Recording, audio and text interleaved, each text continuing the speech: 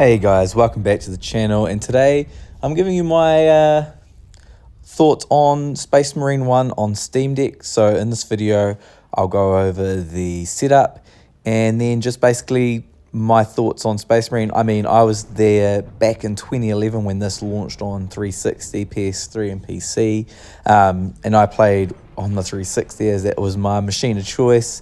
I'm sure like a lot of you, times change and now we're all playing on handhelds and it's just a crazy time to be alive. But so yeah, on Steam Deck, I mean, there's not a lot to say here. The game runs exceptionally well. All I had to do was go into settings and change the resolution to the aspect ratio so it filled it up. You do have small black bars at the top and bottom, but basically it's picture perfect on the Steam Deck and runs like a dream. I was on the OLED, of course, and I was away laughing with the campaign, with everything maxed out graphically speaking, and multiplayer works as well, which you'll see some footage of as well. Yeah, it was a lock 90 basically for gameplay. I might record the footage at 60 just because otherwise it seems to get quite a broken. It records funny. But anyway, you know, going back to Space Marine in 2024 is crazy how good this game was back when it came out. And it's such a shame that I think after Space Marine THQ had their meltdown, and so we never got Space Marine 2 thereafter. We've had to wait, what, a decade, 2024? It's longer, isn't it? So 2011 to 2024 for Space Marine 2, which is looking to be awesome. And I'm hoping, I haven't seen it pop up yet for us on the Oceanic servers, but I was hoping I might try and play Space Marine 2 through GeForce Now. And if you're thinking of that as well, hopefully it gets dropped on GeForce Now, because just looking on the website just before, I don't see it as an upcoming title, but hopefully it does get added at some point. And so there's going to be spoilers also in this video, so if you want to play through it, go for it and come back to this, or you can watch this and play it. I mean, up to you. I don't think the game's like, you're not going to miss too much by having the spoilers given out. I mean, you're there for the gameplay, I feel, and Captain Titus is a badass. I'll be honest, he is a really cool character, and I'm so glad they've brought them back for Space Marine 2 and not changed up the main character. So yeah, let's get into it. Like, just in general, we'll talk about some gameplay and why I think you should play it on. The Steam Deck is the perfect place to play Space Marine 1 before you get the sequel. Maybe you pick that up on PS5 or you play it on your gaming PC and stuff like that, because I'm not 100% sure Space Marine 2 will run on Steam Deck natively. Just looking at that Swarm engine that it's running on, I have a few questions about the viability of playing it here. I will definitely give it a go and give an update on that when it launches. I'm going to be there day and date, as I'm a huge Warhammer fan, and if you're not a Warhammer fan, you should definitely at least give Space Marine 1 a go and see if it takes your alley. Like, it could be something you could really get into. I mean, I've been playing Warhammer since 5th edition. If you're aware of how Warhammer works, then it's been a bloody long time I've been playing Warhammer. So it was great to hear Space Marine 2 is finally coming, and it's actually going to be good by the looks of it. So fingers crossed. You never know, things could go horribly wrong, but I have positive thoughts going into Space Marine 2. But we're not talking about Space Marine 2 here. We are talking about Space Marine 1, and you know, 2011, the gameplay is spot on, and in some ways I love the length of the game. I think I finished Space Marine in about 7 and a bit hours, but I have played through it like twice already, like one on 360, once again on PS3, and now on Steam Deck. So I have played through this game quite a few times, and so I kind of know it back to front, sort of. But going through it this time, it had been a few years, and so it was nice to come back home. And you know how you have those comfy games? For me, it's something like Skyrim, where you can just jump in and chill out and play. And so this is another one of those games where it just has that feeling of just jumping in and killing some orcs. It's so much fun. Weapon choice here, they give you bolt guns, which is your standard rifle, and then you also have things like melter gun, which is like a shotgun. You have the las cannon, which is your sniper. In Warhammer terms, these weapons aren't quite like that. They kind of have taken a few liberties with these weapons from the tabletop game, which is perfectly fine because it makes sense. So for say a las gun in the actual tabletop war game is actually an anti-tank, like a ranged anti-tank gun. Think of it as like a las gun is firing laser beams at tanks and to blow them up. And same with the melter gun, but it's the short range version. Like you get up close and personal and just blast melter, like hot plasma through a tank's hull, basically. And here they've kind of changed how those weapons work into that makes more sense. They have lots of melee weapons. I like the Thunderhammer, but that does limit you with what secondary weapon you can use. Or you could go for the axe, the power axe, which was my personal pick for a melee weapon through my playthrough of Space Marine. Funnily enough, I think back in the day I went Thunderhammer because it's a Thunderhammer. But in this playthrough, I usually just use my bolt gun and my power axe as my primary weapons. And it's a very simple layout. It's a linear third-person action shooter, which, nothing's this straightforward, and I kind of miss it. 7.5 hours to 7 hours, and I was finished. And then I could do the multiplayer, which is currently got players, which is really cool. And there's also a horde mode there that I've got a little bit of footage of as well. And I had so much fun with this title. So if you can pick it up for a reasonable price, go for it. And it's a great little title to have on your Steam Deck and just jam away at. Even if you get you and a few friends to do the horde mode, I think could be something fun to do. Like you could get a few hours, even if say you pick it up for a good price, if you get 15 hours out of this between the campaign and playing co-op in the horde mode with your friends, I think that's a worthwhile investment. I know Space Marine 2 is like right here, but if you're looking for something to do, this could be an option, right? The story, you got Captain Titus, and he's investigating, like the orcs have invaded a planet. It's a Forge World planet where they build big robots, basically.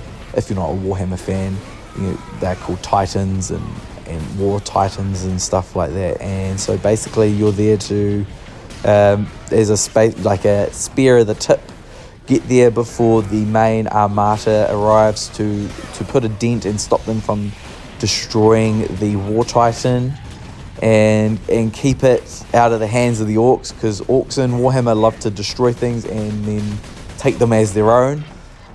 So you're there to make sure that doesn't happen, and along that journey you meet up with an Inquisitor, and Inquisitors in the 40K universe are kind of like, they're an independent faction that are quite high ranking within the human rank, basically. So they have their own order of, there's 3 different types of inquisitors. So you have the Xenos, which is the one that's featured in this game, and they look into using and exploring Xenos artifacts and technology.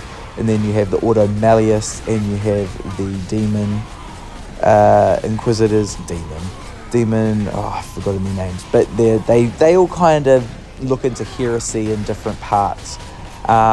So it's very cool. And with that, you go through and you work for him, and that causes a problem later on with the invasion of Chaos. A Chaos fleet arrives, which just adds to the insanity of this game, which I've forgotten how cool it was with fighting Chaos Space Marines, which are back too in Space Marine 2, which is awesome, and the Thousand Suns in Space Marine 2, which is even cooler. And so it's a little for it wasn't a triple A even at the time of launch. It was a double A title. And I feel like games need to go back to this. Like, I was, one weekend I pumped out my entire playthrough of Space Marine, and I was just stoked with that. Where other games, are taking weeks on end to get through, but this one was just done and dusted, which I loved. So, yeah, you play through it, you deal with the Chaos Lord at the end, and then you get taken away by the Black Templars because one of your brothers, Space Marine brothers, dobs you in, supposedly because you've got Chaos Taint, which is not quite... Well, they leave it open on what's going on with Captain Titus, and in Space Marine 2 he's been demoted to a sergeant. So I do hope they pick up directly after the events of Space Marine 1, going into Space Marine 2, which is pretty cool, and you find out more about what's going on with Captain Titus. I'm curious to see what happens to his personal story arc while dealing with the Tyranids in the second game. I'm glad that they're following on, then it's not a reboot or, different characters. I am glad that they are doing a follow-on here. And watching gameplay from other YouTubers on it just looks awesome. But back to Space Marine 1, I really don't know if I could gush too much more about how great the game is, and that it's worth a pickup if you can get it, if you can get it for a good price.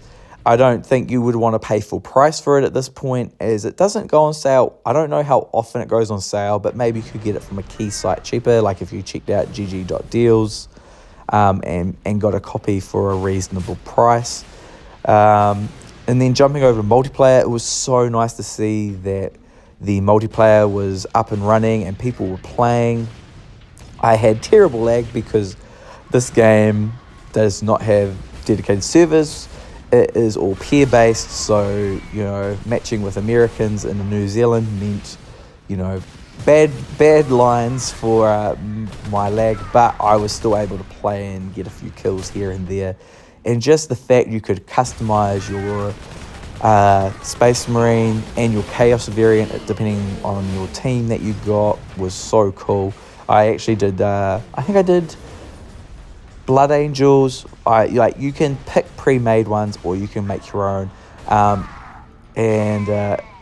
In my actual Warhammer armies, I actually play Grey Knights, but I went for Blood Angel scheme and set up for my Space Marine, and I went the who did I do for my Chaos? I did Alpha Legion because they're like the sneaky ones, but they're really evil too at the same time.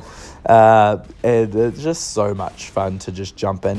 It's kind of nice just to do 6v6, shoot each other in the face, respawn and do it all over again. I'm hoping I have the same enjoyment with Space Marine 2.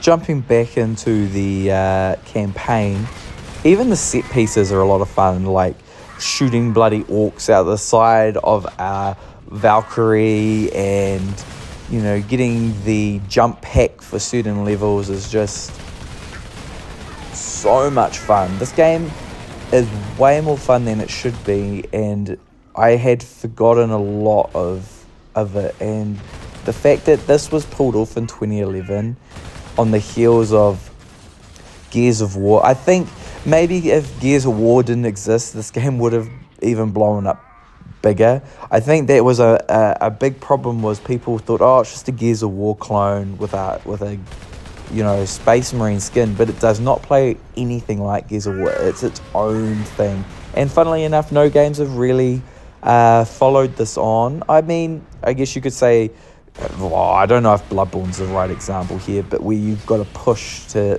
heal and stuff. I do like using melee. Like, actually, a good example would be something like Doom 2016, funnily enough, kind of copied Space Marine in terms of you need to do glory kills to get your armor or your hit points back.